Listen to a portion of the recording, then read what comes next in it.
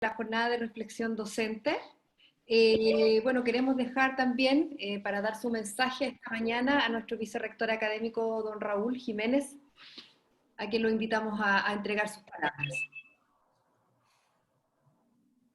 Bien, un saludo a todos y a todos los presentes, a todos los académicos y académicas.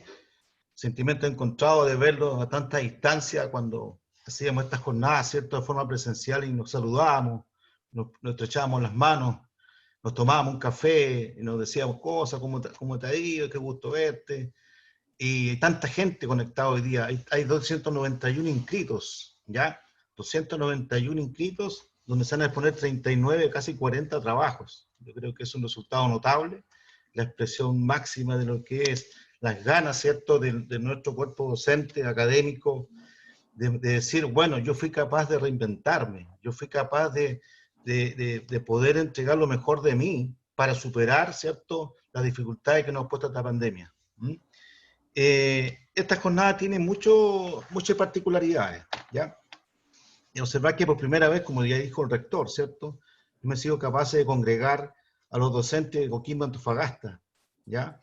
Lo que sin duda marcará un punto de inflexión en el fortalecimiento de las capacidades docentes, sobre todo porque a pesar que existen áreas disciplinares comunes, ¿ya?, entre ambas sedes, ¿ya?, este espacio nos permite visibilizar desarrollos e innovaciones en otras áreas, ¿ya? En el área de la salud, que no está acá en Coquimbo, así, con todo su esplendor, ¿cierto?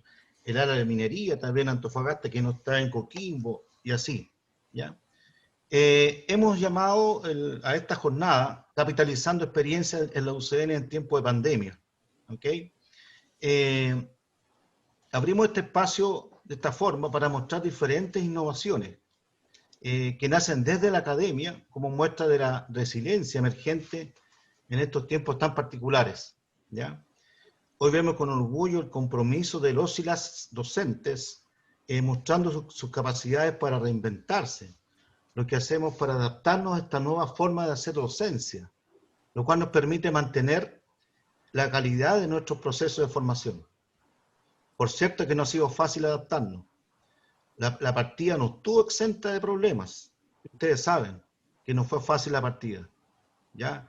El tema de adaptarnos a las plataformas, ¿ya?, en tiempos tan prolongados, en la forma de cómo nos acercábamos a los estudiantes, de entender la dinámica de ellos, ¿ya?, de la realidad que hay al otro lado de la pantalla, de entender por qué no encienden sus cámaras, por ejemplo, ¿ya?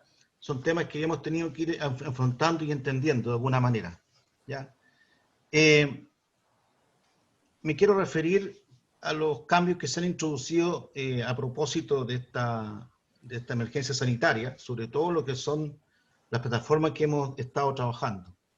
Se partió en el primer semestre, en el mes de marzo o abril, ¿cierto?, con unos pilotos en los cursos de ciencia, trabajando con la plataforma Moodle, ¿ya?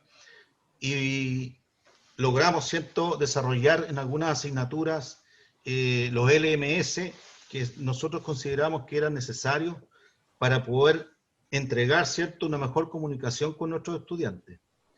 Hoy hemos logrado desarrollar una nueva dirección en la Vicerrectoría Académica llamada UCN Virtual, cuya directora es Andrea Coronel. No sé si está presente acá, no tengo la capacidad de verla, pero... Y aquí, Gracias, Andrea. Gracias, Andrea.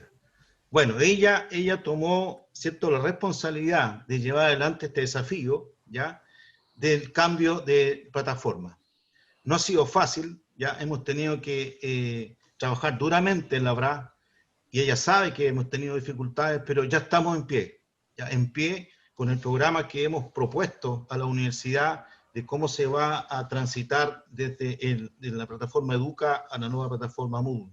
Hubo una programación, se socializó, y hoy ya está capitalizada, ¿ya? Entiendo, Andrea, que ya están los cursos programados para el segundo semestre, ya están en la plataforma Moodle, y los profesores fueron capacitados, ¿cierto?, de manera separada, ¿cierto?, por facultades, pero nuestro compromiso es llegar a marzo de 2021 con toda la universidad en esa nueva plataforma, ¿ya? Cuesta adaptarse.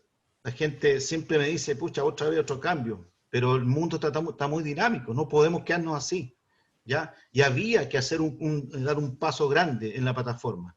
Yo creo que no nos hemos equivocado, ¿ya? Por eso agradecerle a todos los que participaron de las capacitaciones de la plataforma Moodle, con bastante sacrificio, porque había otros compromisos también, pero ahora, ¿cierto?, podemos decir que hemos dado un paso importante, como ya dije, para avanzar a una nueva docencia con todas las virtudes que tiene Moodle, ¿ya? Al respecto, decir que, por ejemplo, hay proyectos interesantes, como es el que pretendemos desde la URA propiciar en el área de economía, en la asignatura de espejos, ¿ya? La asignatura de espejo Coquimbo-Antofagasta pretendemos dictarla, ¿cierto?, con un solo profesor para ambas sedes, ¿ya? Eso permite estandarizar, ¿ok?, la docencia y va a tributar, por cierto, a la acreditación institucional, ¿ya? Vamos a partir con un piloto en el área de economía, como ya dije, pero eso no quita, y dejo una invitación hecha para que otras áreas, ¿cierto?, puedan sumarse también, el área de ingeniería, por ejemplo, ¿ok? Otro proyecto importante es el que se está llevando adelante a nivel del G9, en donde hemos sido invitados a desarrollar asignaturas comunes para este grupo de universidades, de forma tal que los estudiantes que pertenecen a este grupo puedan tomar asignaturas en cualquiera de ellas. ¿Está bien? Ahí la directora general de pregrado, ¿cierto?, ha estado trabajando, Andrea también se incorporó posteriormente, para velar por todos los detalles, en particular por el tema de los sistemas de los SCT, ¿ya? Para poder hacer una convalidación un poquito más dócil, ¿está bien? Otro punto importante que nos permite mirar hacia la internacionalización del pregrado tiene que ver también con algunas alianzas que han nacido, ¿cierto? Por ejemplo, con el TEC de Monterrey, el cual nos invitó a dictar asignaturas en conjunto con ellos para todo el mundo, ¿ya? Se hizo una socialización en la academia, el CIMED mandó ciertas invitaciones para detectar cuáles eran las áreas más pertinentes que nosotros podíamos ofrecer al TEC de Monterrey, de manera de lograr una alianza virtuosa y poder dictar cursos, ¿cierto?, para todo el mundo y crear así la internalización, no solamente del pregrado, sino que de nuestra propia universidad. De modo que esta crisis, esta pandemia, nos ha mostrado que somos capaces de reinventarnos. Y la prueba está de estos casi 40 exposiciones que vamos a escuchar. Y yo agradezco, ¿cierto?, a todos los académicos que entregaron su testimonio, ¿cierto?, de innovación, lo cual vamos ahora a ver todos juntos. También agradecer el compromiso de nuestros docentes, ¿ya?, con la institución, que nos ha permitido, ¿cierto?, mantener los estándares de calidad en los procesos formativos, ¿ya? También quiero agradecer a nuestro invitado, don Gonzalo Pizarro Pucio, de la Pontificia Universidad Católica, que vamos a escuchar a continuación. Agradecer, por supuesto, al equipo del CIMED, ¿ya?, al personal de la Vicerrectoría Académica, a la Dirección General de Pregrado, y también un CNI virtual que permiten, ¿cierto?, que podamos, ¿cierto?, hoy comunicarnos de esta forma. Así que, colegas, nada más. Darle un abrazo a todo virtual. Fue un gusto verlo, emocionante también ver a tanta gente congregada. 298, ustedes pueden ver abajo personas que están conectadas. ¿Ya? Qué lindo eso. Orgulloso de ser UCN. Muchas gracias. Agradecemos, Raúl, tus palabras en estos momentos en que estamos todos en nuestras casas, pero como dices tú, aprovechando todas las herramientas virtuales con las cuales contamos y que tenemos que agradecer.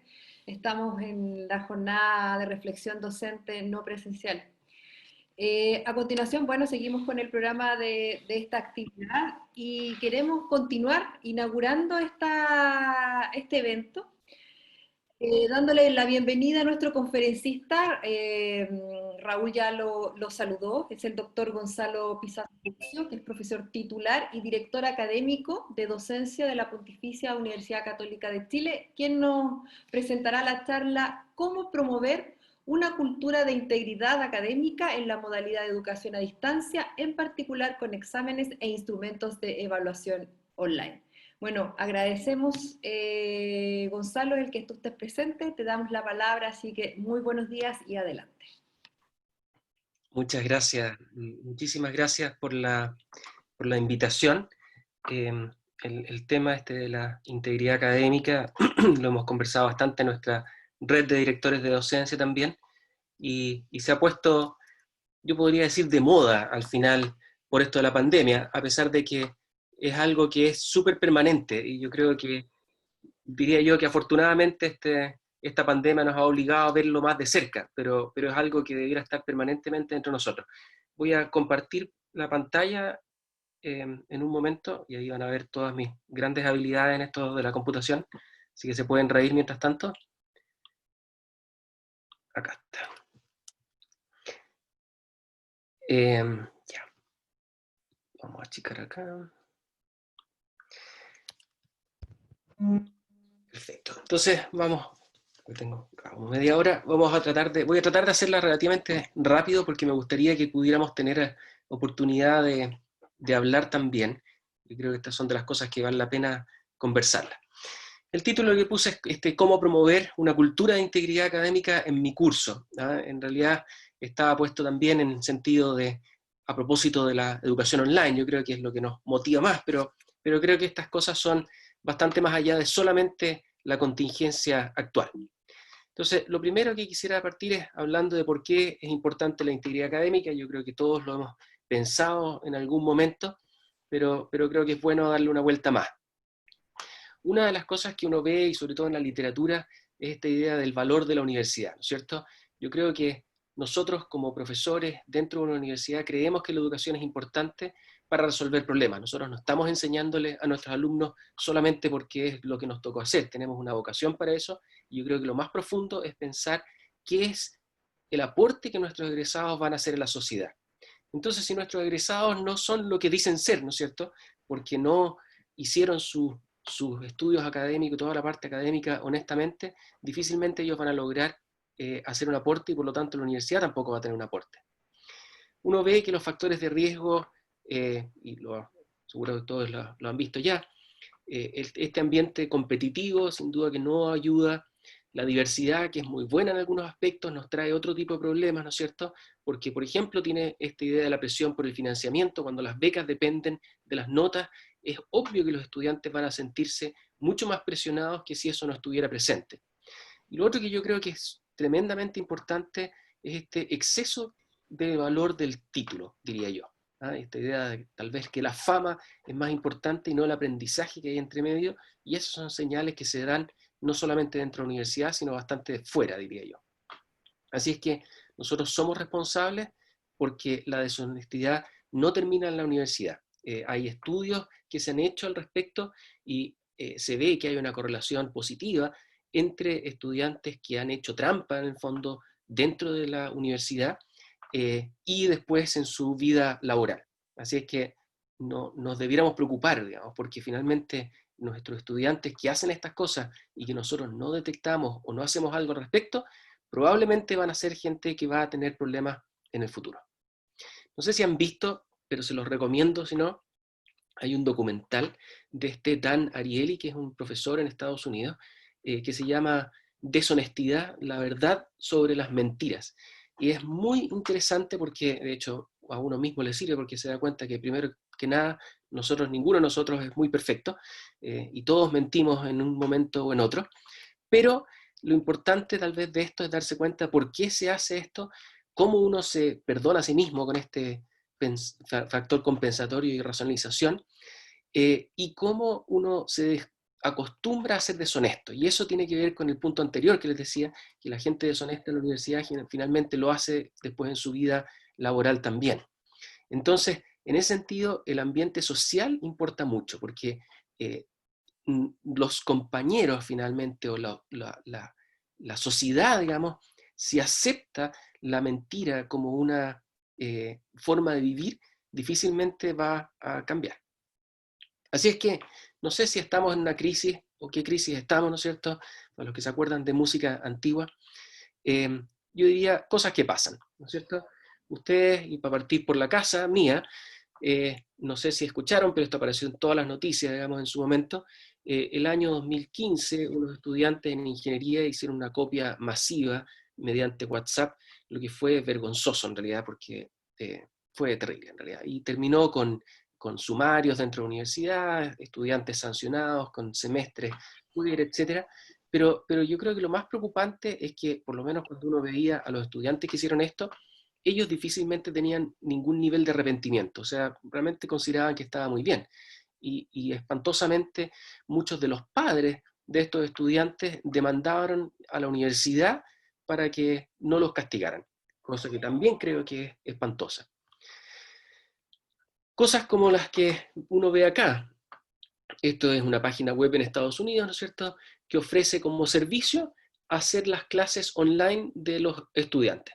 O sea, un estudiante puede pagarle a otra persona que haga sus clases en línea para él dedicarse a otras cosas. Estas son las cosas que nuestros estudiantes están expuestos. Esto, por ejemplo, es una foto que me mandó un colega de la biblioteca en el campus San Joaquín, donde está este grupo de Tesis Consult, que ofrece básicamente escribir tesis. Y claro, dicen no al plagio porque son tesis originales, efectivamente gente que escribe tesis, pero que no es el trabajo del estudiante que va a presentar esa tesis. Estas son las cosas que están pasando en este momento, y las consecuencias finalmente son las que hemos visto en las noticias, digamos. Es muy probable, diría yo, que todos estos problemas de colusiones y cosas por el estilo que han sucedido es porque está asociada a personas que nunca se dieron el tiempo de reflexionar qué era bueno y qué era malo, y que probablemente cuando fueron estudiantes hicieron este tipo de cosas y lo han seguido haciendo. Entonces, la pregunta es cómo lo abordamos, y hay varias formas, digamos, acá. Yo quisiera partir por la parte institucional, y creo que es importante, a pesar de que esta es una jornada de docencia, creo que es bueno entender que este es un tema que no es solamente de los docentes en su sala de clase, yo creo que también es un tema de la universidad completa con respecto a cuál es la postura que toma frente a esto. Y en ese sentido, también revisando literatura y viendo lo que han hecho en otros lados, una política de integridad académica es lo que se necesita en la universidad o en una institución, ¿no es cierto?, para generar esta cultura de integridad. Entonces, bueno, un texto largo que ustedes ya tal vez leyeron, pero básicamente lo que la institución quiere decir es que es importante un comportamiento responsable en la universidad, porque eso colabora al aprendizaje de los estudiantes, y en el fondo todos los miembros de la comunidad académica tienen que sentir que son parte. Esto no es un tema solamente de los estudiantes, no es un tema solamente de los profesores, es un tema de todos ellos, incluyendo a los profesionales y administrativos que trabajan en la universidad. Tiene que respirarse una cultura de integridad dentro de la institución. Hay literatura, y les voy a dejar al final de la presentación, que se las voy a dejar también, muchos links a estas cosas, pero hay mucha literatura al respecto, y Tracy Bretta, que es la autora de este trabajo, pone en varias partes cómo debiera ser una política ejemplar de integridad académica en términos de acceso, el enfoque, de detallar la responsabilidad, el detalle de las cosas que hay que ver y el apoyo que tiene que existir también para que esta política funcione. Nosotros dentro de la universidad estamos desarrollando una política que todavía no hemos aprobado en el Consejo Superior, pero tenemos fecha para fines de septiembre ya para presentarla. Hemos estado trabajando ya hace más de 2 años en esto, y definimos 3 grandes líneas de acción. La primera es el desarrollo de estrategias formativas, entendiendo cómo fortalecemos la integridad académica en procesos de enseñanza, aprendizaje y evaluación. La segunda es una gestión comunicacional, es decir, cómo podemos sensibilizar sobre la importancia de la integridad académica e informar las acciones que se han hecho en este sentido, y eso tiene que ver básicamente con comunicaciones. Y por último, la gestión de faltas, que significa qué hacemos frente a la ocurrencia de faltas a la integridad académica. Que esto es más allá que solamente los reglamentos que ya tenemos, sino cómo hacemos que la gestión de las faltas, es decir, la consecuencia de la falta, no solamente se vea como un castigo, sino como un momento de aprendizaje. Y esto es un cambio con respecto a lo que nosotros tenemos actualmente. Por el lado individual, o sea, nosotros profesores, diría yo, yo creo que es importante informarse, por ejemplo, de cómo o cuáles son los factores que inciden en la falta de la integridad académica. Y aquí estos factores de contexto formativo, individuales de los estudiantes o situacionales, son buenos e importantes. No voy a entrar en detalles en esto, pero les digo que hay literatura al respecto y es bueno verla porque entendiendo también por qué suceden estas cosas, uno puede, como profesor, ¿no es cierto?, trabajar para que estas cosas no pasen. Y no es solamente un tema de decir, existe un reglamento y eso es todo lo que hay que hacer. Y en ese sentido, la formación de los académicos es importante. Nosotros, académicos, tenemos que prepararnos en esto, tenemos que entender y conocer cómo nosotros podemos influir positiva o negativamente en la integridad académica, porque los profesores también pueden generar que existan más faltas a la integridad académica por la forma en que hacen sus clases, por el interés que muestran con su materia, con el tipo de evaluación y la sensación de justicia o injusticia dentro de un curso. Todos estos son factores que van a influir en el comportamiento de los estudiantes y nosotros, profesores, debiéramos estar al tanto. Por ejemplo, ¿qué cosas motivan a hacer trampa? Y estas son investigaciones de diversas personas, digamos, es bien resumido. Uno es, por ejemplo, la aceptación social, ¿no? Los compañeros lo hacen, entonces parte de la vida. Creo, y no sé si ustedes comparten conmigo, pero nuestros estudiantes desde el colegio vienen con estas prácticas y en realidad es tremendamente generalizado en ese lugar. Entonces, cuando llegan a la universidad, vienen, yo diría, con el vuelito, digamos. Entonces, es bueno y es importante hacer un cambio, o por lo menos decirlo claramente, que esta no es lo que nosotros esperamos del comportamiento, y eso no es lo que se espera si quieren ser profesionales que quieren hacer un aporte al país. Un segundo tema es la baja autoeficacia, cuando ellos piensan que no son capaces de hacer el trabajo, y ahí es donde los profesores juegan un rol importante en mostrarles que ellos sí son capaces y que hay cosas y estrategias que se pueden hacer para poder lograr estos objetivos. No sé si todos han vivido, yo creo que casi todos nosotros que estuvimos hace más tiempo en la universidad, tenemos esta sensación de creer que, o por lo menos en esa época se pensaba en los cursos de matemáticas, yo soy ingeniero, entre paréntesis, esto de tener 50% de reprobación era algo bueno, ¿ah? Y que al final si el curso era difícil, significaba que era bueno. Yo creo que eso no es cierto y en realidad el aprendizaje es lo importante, y en ese sentido, cómo nosotros nos mostramos a los estudiantes y cómo los explicamos que ellos sí son capaces y que tienen que aprender es importantísimo en esta idea de la autoeficacia. Otro tema bien visto es la percepción de carga académica o la sensación de estrés y falta de tiempo.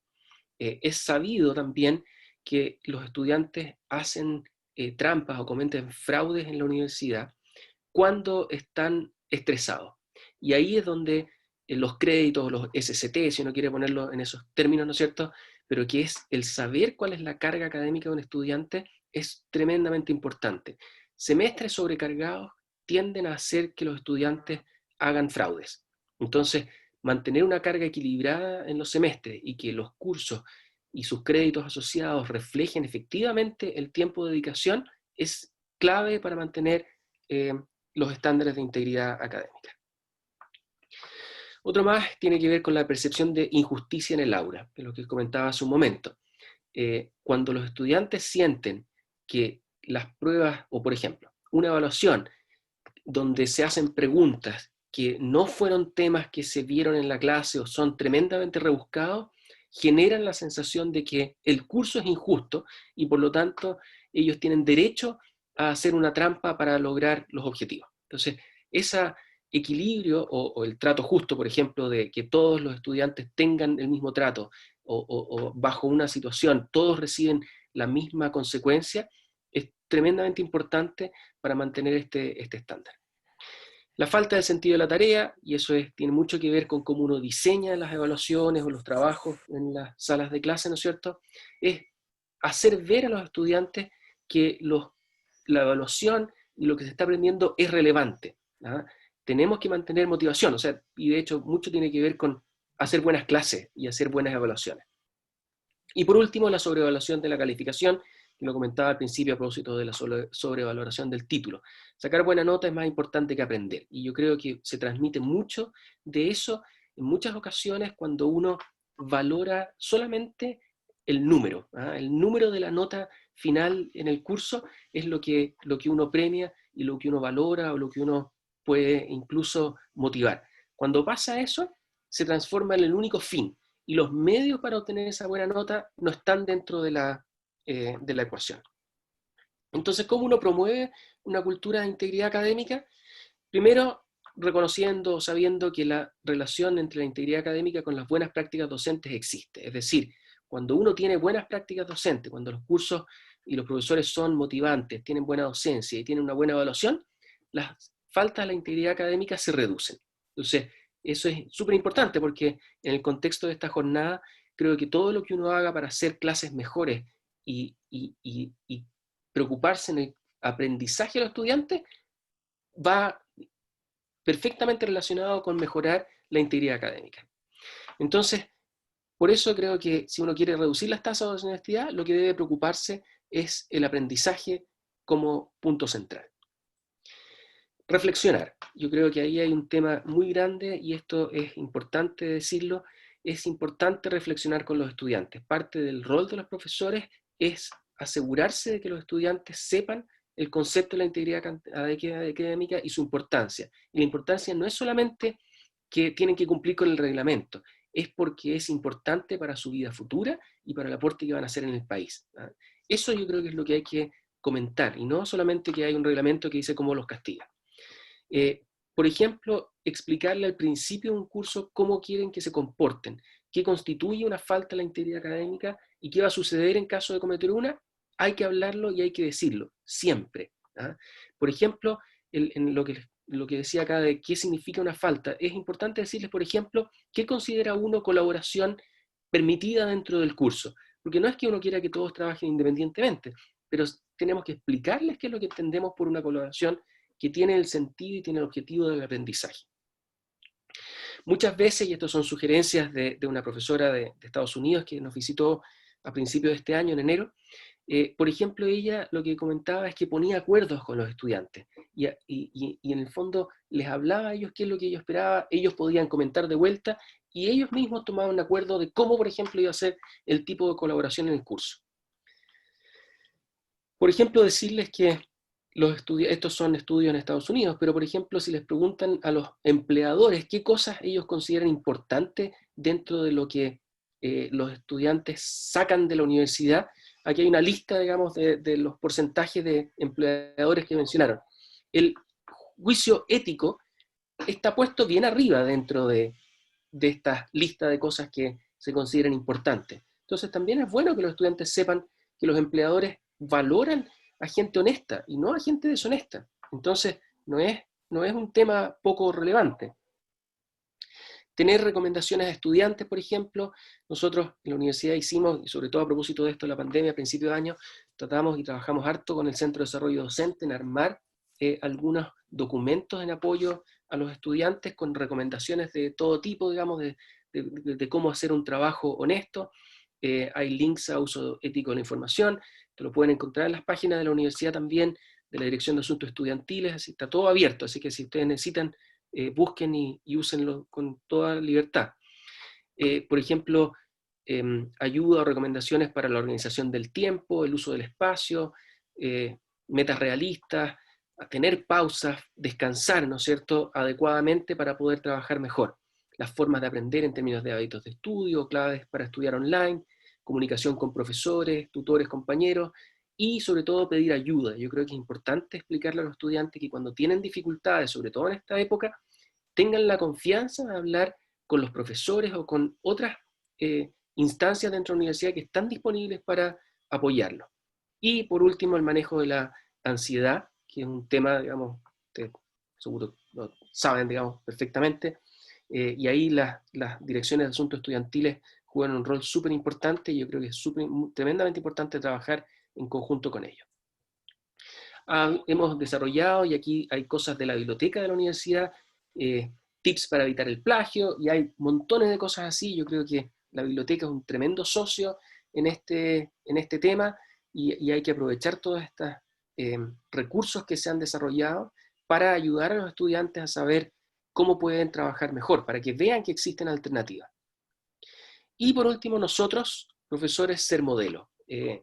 Nosotros, y uno lo sabe perfectamente, es cosa de ver con nuestros hijos, nos miran, los estudiantes son bien parecidos en ese sentido, nos están mirando, nos están evaluando, y nosotros somos modelo para ellos. Entonces, si nosotros les pedimos que entreguen las cosas a tiempo, y nosotros no entregamos las cosas a tiempo, hay un conflicto. Tener canales de comunicación claros es sumamente relevante, especialmente en estos tiempos. No exceder la carga académica, lo que les comentaba hace un momento del tiempo de dedicación del curso, también. No por pedirles que dediquen infinitas horas al curso, el curso va a ser mejor, pero si no, lo que vamos a hacer es que vamos a promover faltas a la integridad académica producto de esta situación, sobre todo si los créditos no se condicen con la carga que el curso está teniendo. Evaluaciones con sentido. Las evaluaciones son un tremendo momento, y bueno, de hecho es donde se ocurren las faltas de la integridad académica principalmente. Es importante tener evaluaciones con sentido, es importante mostrarles que la evaluación es una fuente de retroalimentación sobre su conocimiento, explicar por qué se evalúan aprendizajes, cuál es la importancia en el futuro, desde otros cursos o hasta la carrera profesional. Sobre todo en estos momentos, dar las condiciones adecuadas y ser flexible. Ustedes ya han vivido todo un semestre en estas condiciones y saben que el tema de conexión siempre es un problema. Tener criterios claros de evaluación y dar posibilidad de mejora. Yo creo que es importante también, sobre todo en estos tiempos complejos, reflejar que lo que nosotros queremos es que ellos aprendan.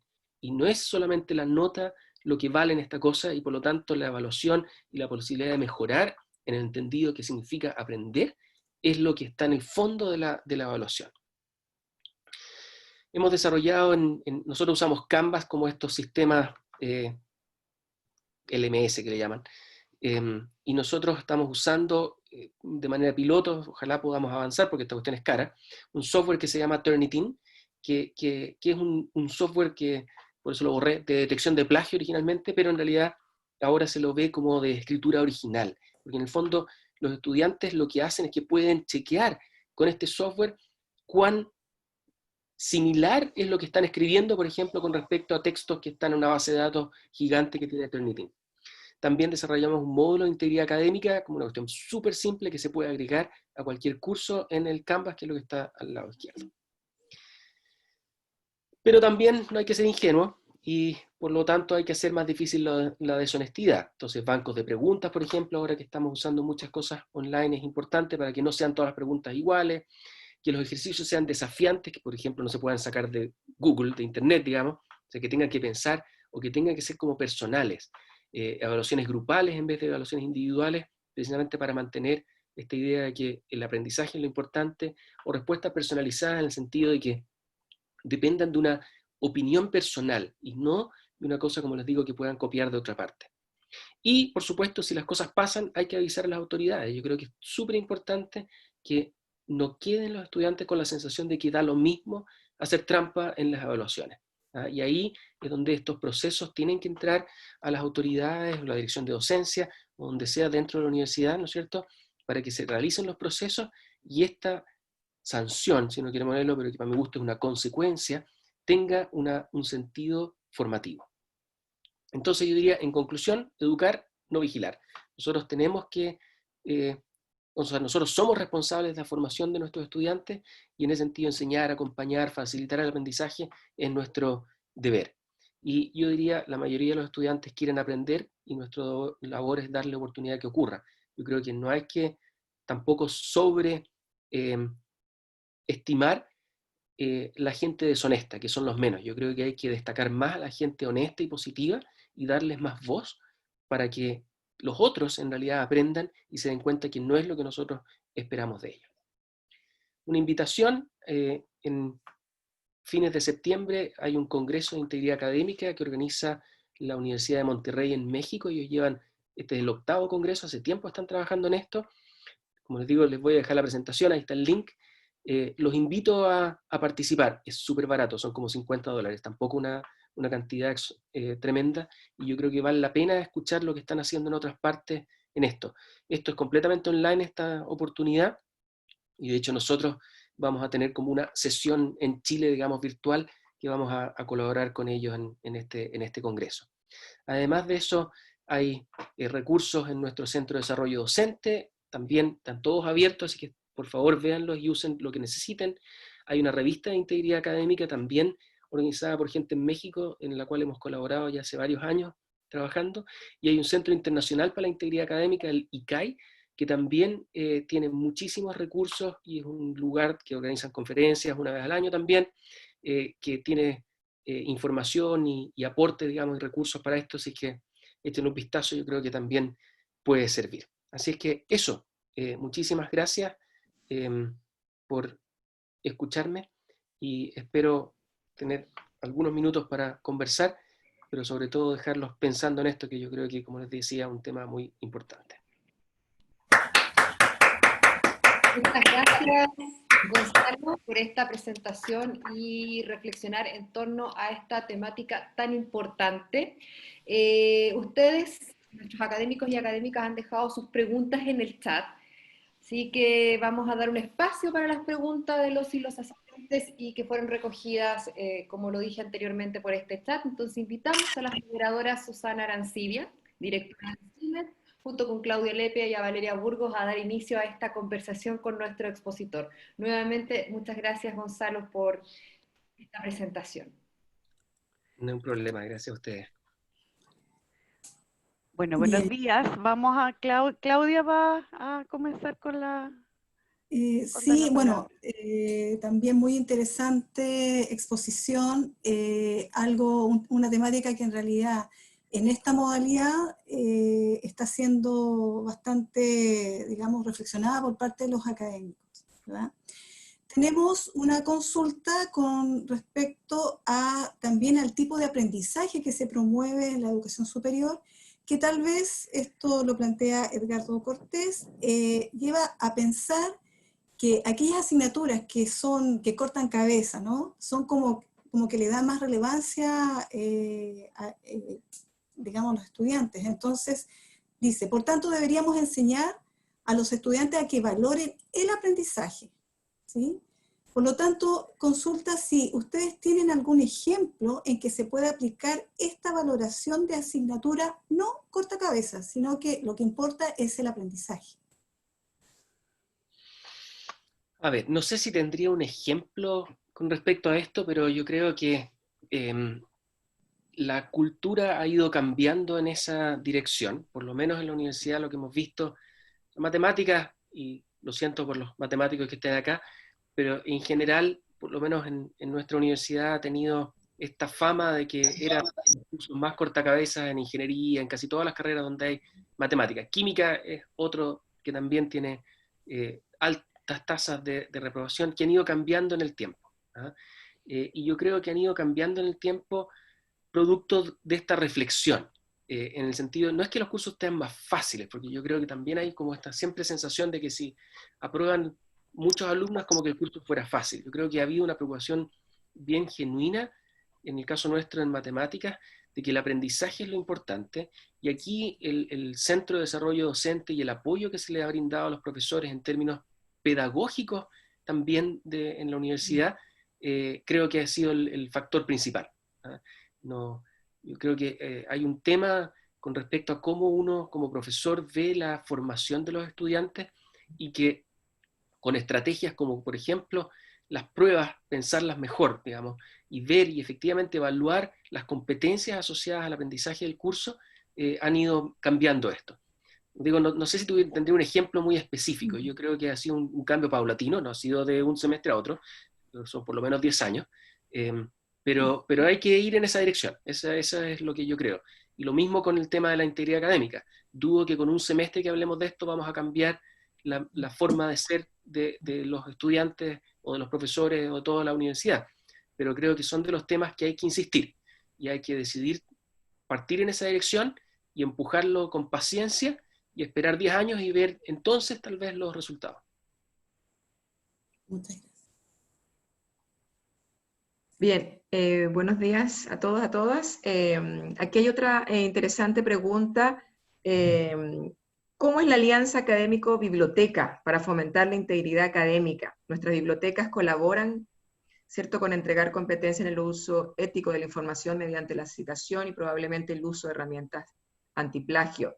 También hay otro académico que pregunta, o sea, releva el desafío de instalar la reflexión ética desde un comienzo, ya sea con módulos o de manera transversal en las mallas. Ahí hay dos comentarios.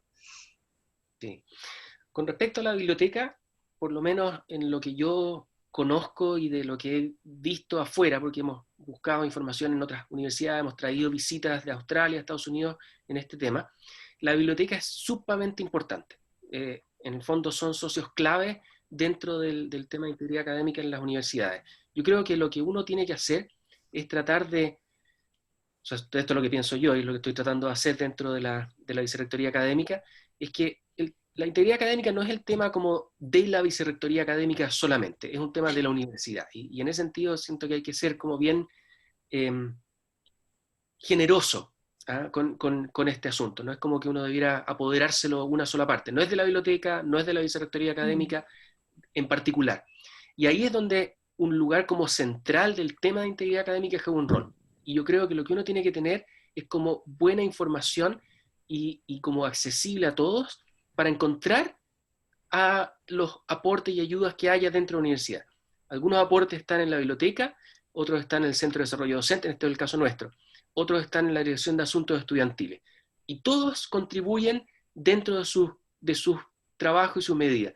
El punto es que la integridad académica debería ser un tema transversal de preocupación de todas estas áreas de la universidad y todas deberían tener algo en ese aporte. Y un profesor en un curso debiera tener a mano los links a todos estos recursos que hay en la universidad y ojalá dejarlos casi como en la portada de la página web del curso disponible. Pero creo que hay que facilitar encontrar información. Mi sensación es que nuestra biblioteca tiene muchísimos recursos, pero que se usan poco, porque no todos saben o cuesta llegar, porque los links están un poquito oscuros, si uno quisiera ponerlo así. Bien, otra consulta de una académica que pregunta, ¿cómo evitar la copia, ¿no es cierto?, en las pruebas en línea? Es decir, ¿cómo evitar que las evaluaciones sean de una respuesta colectiva?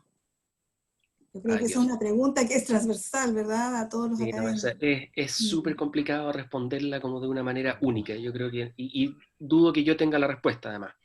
Yo creo que hay que, y esto suena ingenuo, pero a pesar de todo creo que hay que generar conciencia.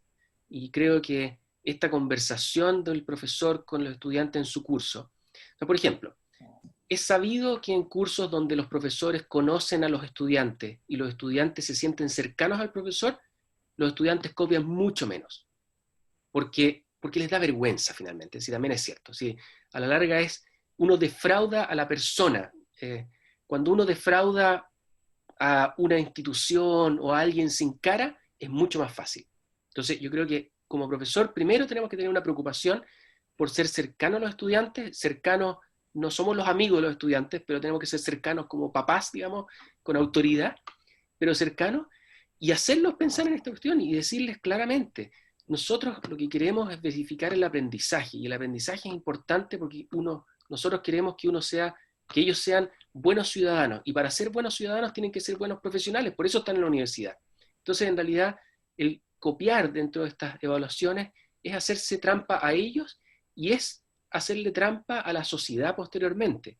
Y ellos, si están preocupados de la sociedad y creen en todo lo que está pasando y dicen que el mundo tiene que ser mejor, la primera manera de ser responsable con eso es ser los profesionales que ellos van a ser. Entonces, creo que estas conversaciones hay que tenerlas, y todo el mundo debería tenerlas constantemente para cambiar la manera de pensar. Dicho eso, la segunda parte debería ser en pensar en evaluaciones que eviten la copia. Y en ese sentido, estas evaluaciones, por ejemplo, depende de dónde, porque claro, en matemáticas o en ingeniería a veces suena difícil porque son como problemas que uno tiene que resolver un ejercicio, ¿no es cierto?, muy numérico. Pero en pruebas donde hay que escribir, es mucho más fácil hacer que los estudiantes tengan que dar una opinión personal. Entonces, cuando la opinión es personal, es muy difícil copiarla, porque necesitan ellos desarrollar esta respuesta. En el caso de problemas de matemática o cosas de tipo ingeniería, es más difícil para uno como para corregir, pero creo que uno puede también trabajar con ejercicios o problemas que también tengan ese toque personal, donde los estudiantes, por ejemplo, tengan que hacer un supuesto, y ese supuesto sea de ellos. Entonces, todo el desarrollo de ese ejercicio tiene que depender de un supuesto que es personal, y eso es mucho más difícil de copiar, o mucho más fácil de detectar si se copió. Y por último, está el tema de todos los sistemas de proctoring que le llaman en inglés, ¿no es cierto?, a través de las cosas online, que nosotros no hemos usado, pero que estamos pensando en usar para algunos exámenes bien específicos que tenemos de inglés, de comunicación escrita, que son muy masivos, que estamos pensando en usarlos. pero creo que hay que partir por apelar a la conciencia y en el fondo decir, si ustedes me defraudan y se descubre este problema, vamos a proceder con un proceso de sanción. O sea, tampoco somos todos muy buena onda, digamos. O sea, yo creo que es importante entender que uno deposita confianza, pero si no la recibe, eso tiene consecuencias. Bien, Gonzalo, hay muchos comentarios y hay reflexiones y felicitaciones, ¿cierto?, para tu presentación muy, muy clara y ad hoc. Última pregunta antes de irnos, tu opinión respecto al uso de cámaras cuando estamos haciendo evaluaciones. Sí, mira, nosotros dentro de la universidad lo hemos comentado bastante y es súper complicado y hemos decidido como institucionalmente, excepto en estas evaluaciones bien particulares, no usarlas. Y estamos trabajando por ese lado. Es un riesgo, pero también es cierto que bueno, tal vez este semestre, y si el próximo siguiera así, uno podría cambiarlo. El punto es que nuestra formación no es online y nosotros no partimos el semestre, porque cuando uno tiene este tipo de sistema es porque es un programa completamente online donde todo el mundo se matriculó en un programa que tiene estas condiciones. Acá lo estamos metiendo a medio camino, entonces eso es lo conflictivo acá. Entonces por eso decimos no usarlo. Pero creo que sí, es un enredo. No tengo una respuesta única. Yo creo que hay que trabajarlo con cuidado, ser muy delicado, porque hay gente que no tiene el acceso o el computador no tiene todas las competencias, digamos, el procesador que se requiere. Creo que hay que verlo caso a caso, pero hay que conversarlo con los estudiantes y sin duda que ellos tienen que estar de acuerdo. Y eventualmente uno podría hacerlo así, pero antes del registro de los cursos, los estudiantes debieran saber que esas son las condiciones del curso y ellos tener la opción de decir sí, lo tomo, no lo tomo. Quería comentar una sola cosa. Había un comentario de Alex Covarrubias a propósito del ADN latino. Yo creo que tiene toda la razón. No somos iguales, pero por lo menos de todo lo que he visto, el comportamiento de los estudiantes australianos, norteamericanos y chilenos es bien parecido. No somos tan distintos tampoco. En ese sentido, creo que la experiencia de México es bien interesante y el congreso de la UDEM podría servirles a ustedes si quieren participar como un tema. Yo creo que sin duda que México es más parecido a nosotros. Ellos están bien preocupados en muchas universidades, el TEC de Monterrey está involucrado en esto, la Universidad Panamericana, está UDEM. Hay harto ahí también, ¿eh? Y yo creo que son más parecidos y el tema es bien similar.